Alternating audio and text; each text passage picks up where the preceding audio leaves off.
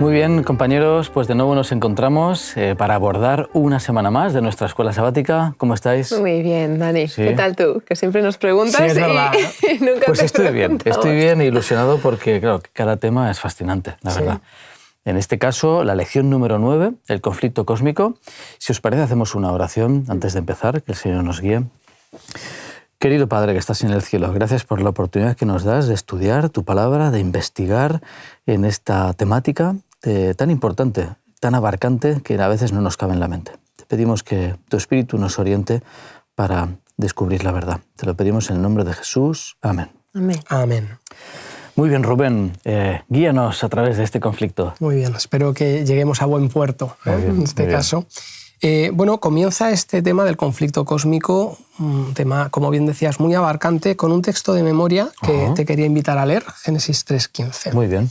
Pondré enemistad entre ti y la mujer, y entre tu simiente y la simiente suya. Esta te herirá en la cabeza y tú le herirás en el calcañar. Muy bien. ¿Tienes algo que decirnos, Miriam, sobre esto? A lo mejor has traído algo. Sí, he traído una pistola de juguete que no está cargada, que me recuerda varias cosas. Esta pistola me recuerda porque las armas se suelen usar en los conflictos. Me recuerda que hay un conflicto. Me recuerda que es una lucha real y que no es de juguete. Me recuerda que solo hay dos bandos, que hay un campo de batalla y que algo está en juego y es muy importante. Qué bueno. Más claro, nosotros abordamos este tema del conflicto desde una profunda base adventista. Nosotros hemos cavado mucho aquí y tenemos mucho que decir porque entendemos que este relato del conflicto nos dice muchas más cosas sobre el inicio del mal, incluso de las que ya hemos estado hablando a lo largo de estas lecciones. Y es algo que es interesante, ¿no? Que existe un conflicto entre el bien y el mal. Y nosotros vivimos en una sociedad, causa de la confusión que el pecado introduce en este mundo, en la que reina la ambigüedad, ¿no? Y cada vez esto, en una era de la posverdad, ¿no? En el que la subjetividad incluso se ha convertido en la fuente de la verdad, se nota, para nuestra desgracia, cada vez más. Y el texto de la Biblia nos viene a decir que sí que hay un bien absoluto, sí que hay un mal absoluto, y que hay, por tanto, cosas que están bien y cosas que están mal sin ningún tipo de ambaje, ¿sí? Y es bueno que podamos caminar sobre baldosas que están bien asentadas, ¿verdad? Porque de lo contrario pues, nos tambaleamos moralmente sin saber muy bien hacia dónde dirigirnos, como por desgracia sucede sobre todo en los últimos tiempos en este mundo en el que nos encontramos. Por tanto, y esto es interesante, la escuela sabática nos lleva hacia la parábola de Mateo 13, versículos del 24 al 27, para describirnos a través de esta ilustración que es muy poderosa, cuál es el motivo de que exista el mal y también cómo el Señor interviene en ella. Así que os voy a invitar a leerla, quizás tú, Daniel, se la tienes ahí. Mateo 13, 24 al 27. Les refirió otra parábola. El reino de los cielos es semejante a un hombre que sembró buena semilla en su campo. Pero mientras dormían los hombres, vino su enemigo, sembró cizaña entre el trigo y se fue. Cuando brotó la semilla y dio fruto, apareció también la cizaña. Fueron entonces los siervos del padre de familia y le dijeron: Señor, ¿no sembraste buena semilla en tu campo? ¿Cómo pues tiene cizaña? Él les dijo: un enemigo ha hecho esto. Y los siervos le dijeron: ¿quieres pues que vayamos y la arranquemos? Él les dijo: no. No sea que al arrancar la cizaña, arranquéis también con ella el trigo. Muy bien. ¿De qué manera entendemos a través de esta parábola que si Dios creó el mundo totalmente bueno, sin embargo exista maldad en él? Para mí la esencia de la parábola está en la frase: un enemigo ha hecho esto, ¿no? Todo el plan de salvación nos habla de ese enemigo, esa cosmovisión que plantea la Iglesia adventista, como tú decías, ¿no? El gran aporte de la teología adventista es precisamente la cosmovisión del conflicto, queda resumida en una parábola sencilla. Así era Jesús, ¿verdad? Algo tan complicado como, a ver si lo entienden, mira, como uno que siembra y de repente llega otro y de forma furtiva, a traición, escondido, siembra el mal. Produce esto en un mundo que no era así. De alguna forma, hemos comentado durante estas semanas también, este mundo no representa a Dios como creador. Esta cosecha tampoco representa al sembrador, y entonces nos habla de que algo ha ocurrido aquí. Y en ese sentido, en un mundo que era perfecto, surge el mal de forma inexplicable. Y que ese enemigo lo ha hecho con un doble propósito. Poner en peligro al trigo y deshonrar y arruinar al dueño del campo. Sí. Dos vertientes, ese mal va enfocado al trigo y al dueño de ese campo. Está muy bien planeado, ¿no? Lo que el enemigo quiere es destruir, por una parte, lo que se ha plantado allí y, por otra parte, arruinar al dueño de alguna manera. Sí, y es curioso porque podría haber hecho otra cosa, pero es como hay un engaño ahí, hay una sutileza, es mezclar semillas para que sea más difícil, porque podría haber esperado a la cosecha y haber robado la cosecha, o haber incendiado todo, haber quemado, pero no. Aquí se habla ya la propia naturaleza, una sutileza, un mezclo, pero sí, pero no. Y esa mezcla es justamente en lo que nos estamos moviendo hoy en día, que es muy difícil de separar. Y sin embargo, el conflicto está latente a todos los niveles, macroscópico y microscópico. Yo tengo un apunte de la cizaña, porque he buscado un poquito esta plantita. Es una gramínea que suele crecer en campos de cereales, de trigo, de centeno.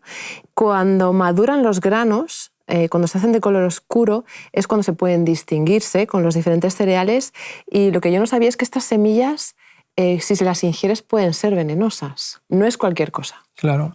Es llamativo además que se precise un tiempo, por lo que tú dices, hasta saber identificar cuál de las plantas que hay sembradas, ¿verdad?, es cizaña y cuál no lo es, ¿verdad? Esto del tiempo quizá podamos mencionar algo más, pero es tan interesante esta parábola que ha pasado hasta el acervo cultural, ¿verdad? Cuando decimos meter cizaña, estamos diciendo que hay gente que está dando problemas en algún ámbito. Lo que sí que me parece sorprendente es, dadas las circunstancias en las que se encuentra el campo, ¿sí?, dado que el enemigo ha plantado eso allí, sin la voluntad del dueño, ¿por qué aborda la crisis, esta crisis en concreto, el dueño de la manera en la que lo hace? Porque el texto nos dice que él no quiere inmediatamente arrancar la cizaña, sino que se va a esperar un tiempo, y quiero preguntaros cuál es vuestra opinión. Claro, en ese sentido la parábola es tan rica que introduce esta noción de tiempo, que es justamente uno de los mayores problemas del cristianismo. Hemos comentado que el problema del mal es uno de los problemas, ¿vale? Pero el problema del mal no sería tal si ya estuviese resuelto. Es decir, el tiempo complica el problema del mal, porque no entendemos cómo se dilata tanto. En la perspectiva bíblica dices, bueno, ¿y hasta cuándo? ¿Y hasta cuándo? ¿Y hasta cuándo? Entonces nos habla esta parábola de que hay un tiempo incomprensible para los que preguntan. Pero necesario. Sí, Así pero es. se ofrecen voluntarios de, oye, es como que tienen una idea, ya está. Esto lo arreglamos. Y le ofrecen al Señor la ayuda para resolver esto. Y yo creo que nos refleja a todos con lo que haríamos, ¿no? Oye, acabemos con esto ya. La inmediatez, ¿no? Sí. Vamos Sí. ya a solucionar este problema. Problema, solución. Sí. Problema, solución. Sí, Muy y es bien. verdad, el Señor tiene otros tiempos, ¿verdad? Le dice, bueno, es que ahora... Claro, y el no principal puedo hacerlo. afectado es el dueño. Así es. Y el dueño le ofrecen, oye, lo arreglamos ya, pues podría haber dicho, bueno, vamos a intentarlo, pero no. Es como que cuando el Señor ve lo que ha ocurrido, ya sabe lo que le espera. Y lo que le espera es tiempo. Quizás espera también nos hace ver que hay un conflicto. Te hace como subes y lo miras desde otra perspectiva. ¿Por qué esperamos? ¿Qué pasa aquí? Sí. ¿No? Sí. Es verdad, todos nos alimentamos de la misma tierra, pero cuando crecemos todos nos hemos convertido en una cosa diferente. Y ese es el momento de arrancar, ¿verdad? Lo que a mí me preocupa especialmente es que parece que hay individuos inocentes, que hay trigo, de que pueden ser perjudicados si se arranca ahora el mal, ¿no? Por lo que decíamos, ¿no? Vaya más, erradiquemos ya el problema. El Señor dice, no puede ser, ¿no? ¿Cómo podemos entender esto? Y pregunto también, si queréis, ¿no?, entrar en este debate, entonces si lo arrancamos más tarde, ¿ya no perjudicaremos a aquellos que estaban? ¿Qué creéis?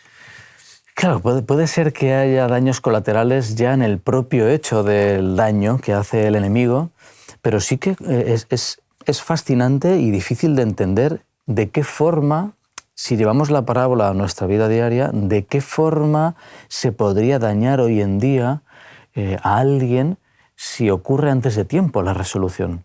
Es difícil de comprender y quizá hay que incluir a todos los que observan el universo, no simplemente los que estamos aquí en la Tierra, porque justamente la noción de conflicto no es solo terrenal, sino cósmico. Es decir, hay todo un universo que está pendiente de lo que está ocurriendo aquí y hay todo un universo que está aprendiendo de las lecciones que aquí se están se están viendo, ¿no?, en directo. Así que creo que para resolver del todo la parábola tenemos que ampliar la noción de los protagonistas. Es decir, hay que ampliar a todo un universo que está pendiente de cómo acaba esto. Y en ese sentido, la acción prematura de Dios, de alguna forma que no está revelada, puede dañar la resolución del conflicto. Sí. A mí me ayudó, y voy a leer 2 textos del Deseado de todas las gentes, me ha ayudado a comprender un poquito esto con el caso de Judas. ¿Vale? Voy a leerlo. Sí. Porque permitió Jesús que continuara a su lado si quizás ya sabía que le iba a vender. Dice, Cristo permitió que Judas tuviera los mismos privilegios y las mismas oportunidades como los que gozaron los otros discípulos. Si no lo hubiera hecho así, los otros que no conocían el verdadero carácter del traidor podrían haber puesto en duda la sabiduría del Maestro. En el Deseo de todas las gentes, 266 página.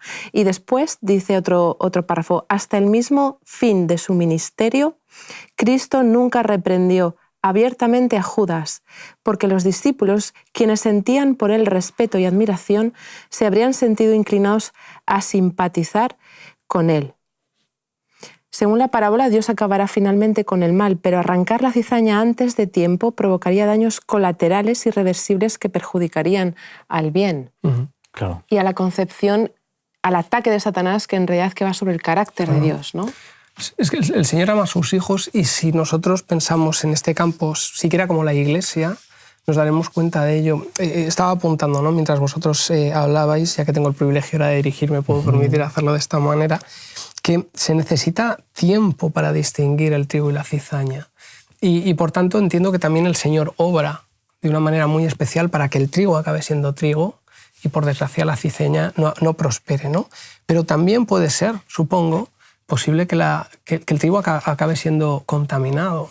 Y el tiempo también determina esa oportunidad, ¿no?, para o bien librarse de la cizaña o que el trigo tome esa decisión, ¿no?, por decirlo de alguna forma.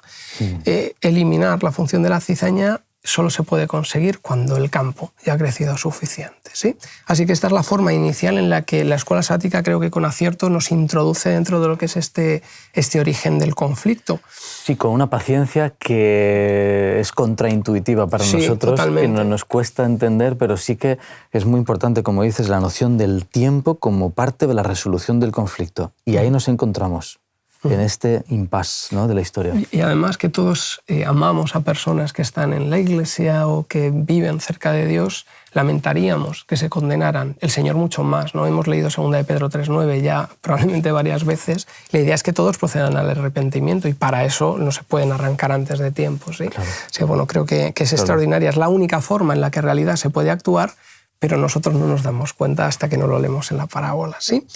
Continúa en la escuela sabática hablando del origen de la polémica en la tierra, ¿no? Sí. Y empieza, como veremos, al revés, porque empieza por el futuro y luego nos llevará al pasado, pero nosotros vamos a seguir este orden porque me parece muy interesante y para ello nos invita a buscar Génesis, capítulo 1 y versículo 31, que, bueno, si quieres leer tú, Miriam, por ejemplo. Sí. Dice, y vio Dios todo cuanto había hecho y era bueno en gran manera. Y fue la tarde y la mañana del 6º día. Extraordinario, ¿verdad? Wow. Esto es lo que había sucedido, lo habíamos hablado en algún otro momento. Me complazco, ¿no? Sí, de lo que... el kit-off, ¿no? Pero qué bien, ¿no? Qué bueno, me ha salido todo tan estupendamente. Y sin embargo es en este contexto que parece improbable, en el cual se introduce la figura del pecado. Claro, ¿cómo empieza el mal en la tierra, ¿no? ¿Qué referencia tenemos nosotros? Bueno, se nos presenta en la Biblia como un conflicto heredado. No surge en la tierra, sino que se importa del universo, ¿no? De un ser en el que surge realmente el mal, que se le ofrece a la tierra como un campo de pruebas en el que él tiene la oportunidad de ofrecer un plan alternativo. Y es lo que Satanás siempre ha propuesto, ¿no? Un mundo sin Dios, un mundo con nuestras reglas, un mundo diferente. Y eso es lo que nada más y nada menos se llevó 1/3 de los ángeles. O sea que tuvo un impacto tremendo, cósmico. Y de repente ese conflicto que comienza en el cielo, que tiene que ver con el carácter de Dios y que surge en un ser perfecto, de repente aterriza en nuestro planeta, ¿no? Y ahí comienza la historia de nuestro mal heredado. Claro, tú dices en un ser que en teoría es perfecto, y entiendo que también en la práctica, esto plantea otro problema, porque enseguida la serpiente va a aparecer, ¿no? Sí. Y va además a... Bueno, ahora podremos comentar, tiene algunas características muy significativas. ¿Cree acaso el Señor un ángel perfecto y sin embargo el mal tiene cabida en ese ángel? ¿Tú qué crees, Miriam? ¿Por qué siempre me hacéis las preguntas difíciles? No, es broma. Mira, yo cuando he pensado en esto, he pensado en una ilustración, ¿no? Que dice, ¿tenemos la posibilidad de contagiarnos ahora mismo nosotros del VIH? ¿Existe la posibilidad? Sí, posibilidad existe, claro. Muy bien. Tenemos la posibilidad. ¿Pero tenemos SIDA nosotros? No, que yo sepa. De la misma manera, el mal no existía antes. Existía la posibilidad. Es un concepto que tenemos que tener bien claro. Claro, aquí entran en debate muchas cosas, ¿no? Si Dios genera la posibilidad, si la libertad per se implica la posibilidad, ¿verdad? Pero en todo caso creo que no se le puede echar la culpa a Dios de una decisión que toma Satanás por su propia cuenta, ¿sí? Claro. Lo que a mí sí me parece interesante y aporto simplemente es el hecho de que el diablo tiene muy pocas intervenciones en la Biblia, sobre todo personalmente. Se me ocurren 3, quizá haya alguna más, pero una es Génesis 3, otra es Job, y otra es en las tentaciones, que si nos da tiempo podremos hablar de ello, ¿verdad? Son las 3 intervenciones que personalmente, digamos, protagoniza el diablo. Y luego hablamos de él en profecía o en visiones de diferentes formas. El caos que es capaz de generar en tan poco, porque además con Eva comparte 2 frases, solo y exclusivamente 2 frases. Y a mí me parece que hay además una contraposición extraordinaria entre Dios y el diablo, o mejor dicho, entre Jesús y el diablo, en Génesis 3. Fijaos, el diablo aparece como el más hermoso de los animales, ¿sí? Aparece disfrazado y además aparece en lo alto de un árbol, donde Eva necesariamente tiene que mirar hacia arriba, ¿sí? Sin embargo, el Señor, que aparece tal y como Él es, camina junto con Adán y con Eva de una manera de total compañerismo, ¿verdad? Sin embargo, el diablo no puede negar esa, ¿cómo decirlo?, ese deseo que tiene intrínseco de que le adoren de alguna forma, ¿no? Y mientras que a través de sus palabras genera incertidumbres, ¿sí?, el Señor nunca niega la verdad a Adán y Eva. Les dice, tenéis un árbol del que no debéis comer, un montón más, que vais a disfrutar muchísimo. Y el diablo, con solo 2 frasecitas, ¿verdad?, genera un lío tan grande que, bueno, aún no hemos podido resolverlo, aunque con la ayuda del Señor haremos pronto, ¿no? Es curioso, si esa idea que planteas de una reacción en cadena, ¿no? Satanás juega muy bien sus cartas, sabe que tiene un espacio acotado, que tiene un tiempo acotado. No sé si ensaya o no la escena, pero sabe exactamente qué decir, cuándo decirlo, a quién decirlo, y basta con que empiece diciendo, así que Dios os ha dicho que no comáis de... No, claro, ¿cómo que no? Y simplemente con eso, ¡pum!, ya está confundida, ya está. Y luego el famoso no moriréis. Y es increíble, ¿no?, cómo esa conversación acaba desatando el lío en el que estamos viviendo, ¿no? Y eso es una mentira. Sí. Es una burda mentira. Es una tergiversación del carácter de Dios, es una duda sembrada. Y se va. Sí. Siembra la duda y se marcha. Y de repente comienza esa desconfianza en el ser humano que dura hasta nuestros días, porque esa desconfianza es, durante toda la historia, el ser humano comienza a desconfiar de Dios, a dudar de Dios, a no creer a Dios, hasta que Dios mismo tiene que venir a hacerse hombre, ¿no?, para resolver ese problema del gran conflicto. Sí. ¿Os habéis dado cuenta, además, que el diablo propone a Eva, ¿no? Conoceréis el bien y el mal. Y yo no digo que no lo conocieran, pero no les dice que no los iban a distinguir, ¿sí? Y en ese proceso estamos aún, ¿no? Claro, el saber qué es lo bueno y qué es lo malo, ¿sí? Así que cuando incluso dice algo que parece una verdad, es una mentira terrible o una bella verdad, que para el caso es lo mismo. Lo que sí que deduzco del pasaje, en todo caso, es que si te encuentras con el diablo, es mejor que no mantengas ninguna conversación con él, ¿no? Huye, escapa por piernas y vete al lado del Señor, que es lo que tenía que hacer. ¿Creéis, por tanto, que es posible que nosotros expliquemos el mal? El origen del mal... Sí. O el mal en sí. Como es famosa, ¿no?, la frase de Noé, que dice que explicarlo sería justificarlo. Creo que es un territorio complicado. ¿Cómo es posible, ¿no?, que en un ser perfecto se diese el mal? Y creo que en ese sentido tiene que ver a veces con la noción de perfección, ¿no? Planteamos que, claro, si era perfecto, Si era perfecto, no podía pecar.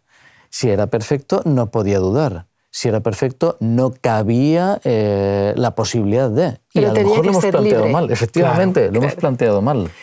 Si era perfecto, tenía que ser libre.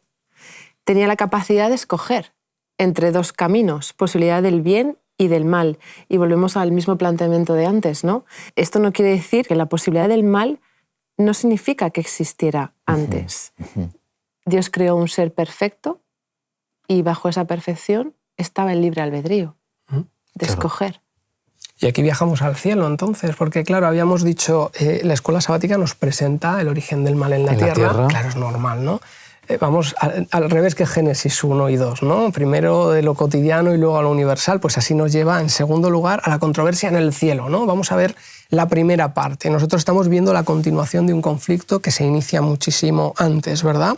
Y os planteo, ¿no? ¿Cómo podríamos nosotros abordar la naturaleza de ese conflicto cósmico desde la naturaleza original de Satanás? Y para eso podemos buscar, bueno, de quién era Lucifer y que luego sería Satanás, ¿sí? Claro. Podemos buscar dos textos, uno se encuentra en Ezequiel 28, versículos 16 y 17, quizá lo tienes tú, Sí. y el otro sería Isaías 14, versículos 12 al 15. ¿Sí? Así que podemos empezar cuando quieras. Ezequiel 28, 16 y 17. A fuerza de tanto comerciar, te llenaste de iniquidad y pecaste, por lo cual yo te eché del monte de Dios y te arrojé de entre las piedras del fuego. Querubín protector, se enalteció tu corazón a causa de tu hermosura, corrompiste tu sabiduría a causa de tu esplendor. Yo te arrojaré por tierra y delante de los reyes te pondré por espectáculo. Muy bien, ¿qué compara Isaías? ¿Qué confronta Isaías con esto? Isaías 14, Sí, 12, versículos 15. 12 al 15. ¿Cómo caíste del cielo, lucero, hijo de la mañana? Derribado fuiste a tierra, tú que debilitabas a las naciones, tú que decías en tu corazón, subiré al cielo, en lo alto junto a las estrellas de Dios levantaré mi trono y en el monte del testimonio me sentaré, en los extremos del norte. Sobre las alturas de las nubes subiré y seré semejante al Altísimo. Mas tú derribado eres hasta el Seol, a lo profundo de la fosa. Muy bien. Claro, esto plantean tantas cosas que soy incapaz de haceros una pregunta directa y os digo directamente qué destacaríais de estos textos, ¿no? A mí me ha resultado muy curioso cuando dice en el versículo 16 del que has leído de Sí, Ezequiel, sí. a causa de tu intenso trato comercial, te llenaste de iniquidad y pecaste. Tengo que apuntar que, claro, a causa de intenso trato comercial, ¿qué estaba vendiendo? ¿Qué vendía? ¿Traficaba con qué? ¿Cambiaba el qué? Claro. Dice, tú solo puedes vender lo que es tuyo. Pero Lucifer no era dueño de nada. Era un ser creado. El estar cerca del trono de Dios le hizo pensar que era dueño de lo que Dios le había confiado. Y empezó a traficar, vender lo que no era suyo. Y normalizó esa actitud, esos pensamientos. Se apoderó de la vida que era de Dios, ese traficar, ¿no? Claro. Lo que pasa es que de repente el enfoque de Lucifer cambia, ¿no? Él era un querubín protector, dice, o cubridor, que podría ser más cercano quizá a la traducción. Y tenemos la referencia del arca de la alianza para saber que es un querubín cubridor. Y lo que sabemos es que es un tipo de ángel, sabes que hay una gradación de ángeles muy particular, ¿verdad? Que se encuentra en presencia del trono y que está cubriendo el trono. Dios no necesita que nadie le proteja, pero sí que es verdad que ese querubín extraordinario que era Lucifer estaba en la presencia del Señor, caminaba en su presencia y cuesta imaginar al diablo cumpliendo las órdenes del Señor, ¿no? Sí. Que el Señor le dijera, oye, ¿puedes volar hacia allí? Y Lucifer dijera, por supuesto, ahora mismo, me falta tiempo para atenderte, ¿no?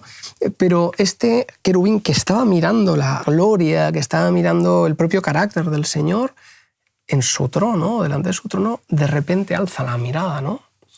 Y ahí empieza a traficar. Empieza a traficar vendiendo probablemente lo que él es y no es nada, ¿sí? Pero las contrataciones surgen cuando, dejando de mirar al Señor, comienza a mirar a los demás, ¿no? Y empieza a venderse, ¿no? Y a proclamarse. Y ese es el inicio quizá de todo lo demás. Quiero hacer un apunte, perdón, Sí. de lo que significa pecado, apartarse del camino. Ese apartarse del trono, ¿no? Apartarse de la obediencia a Dios. Ahí empezó. Una vez escuché que hay dos misterios, ¿no? El misterio de la iniquidad, el misterio de la encarnación. El misterio de la iniquidad es la criatura queriendo ser Dios, queriendo ser quien no era. Y la encarnación, Dios haciéndose criatura. Es decir, Dios resuelve el problema del mal con una absoluta... le da la vuelta justamente al origen de ese conflicto. Voy a lanzar una última pregunta. Y esa pregunta es si ser perfecto, como era Lucifer perfecto, incluye también una verdadera libertad moral, por tanto, ¿no? Para concluir un poquito, a falta de otros muchos temas que nos habría gustado tocar, pero bueno, no pasa nada. Sí. Yo creo que sí, que efectivamente la perfección implicaba, como decía antes Miriam, el amor, implicaba la libertad moral de elegir, y si no, no hubiese sido perfecto. Entonces a veces se entiende mal eso de perfección. ¿Cómo es posible que, bueno, no es tan complicado en el sentido de decir de la perfección implicaba libertad moral para elegir, y ese riesgo, desgraciadamente, Satanás lo tomó. Bueno, pues podemos terminar con una lectura de los viernes, que siempre nos ayudan para cerrar los temas. Nos dice Elena White en El conflicto de los siglos: el pecado es un intruso cuya presencia no puede explicarse, es misterioso, inexplicable, excusarlo es defenderlo. Y finalmente, eso que estamos en el tiempo, ¿no? Satanás debe desarrollar más plenamente sus principios. Un poco está la idea de la paciencia, ¿verdad?, en la parábola, para que sus acusaciones contra el gobierno divino puedan ser vistas en su verdadera luz por todos los seres creados, a fin de que la justicia y la misericordia de Dios y la inmutabilidad de su ley queden para siempre fuera de toda duda. Y en eso estamos. Así es. En el tiempo de espera de resolución del conflicto. Me vas a permitir, Dani, que diga hasta aquí hemos llegado. ¿Cierto? Muy bien. Nos vemos pronto para abordar la siguiente lección. Que se nos bendiga. Igualmente.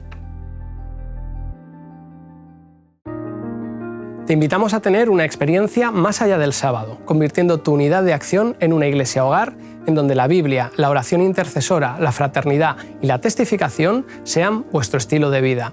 Así experimentaremos un poder renovador en la iglesia y en el cumplimiento de la misión.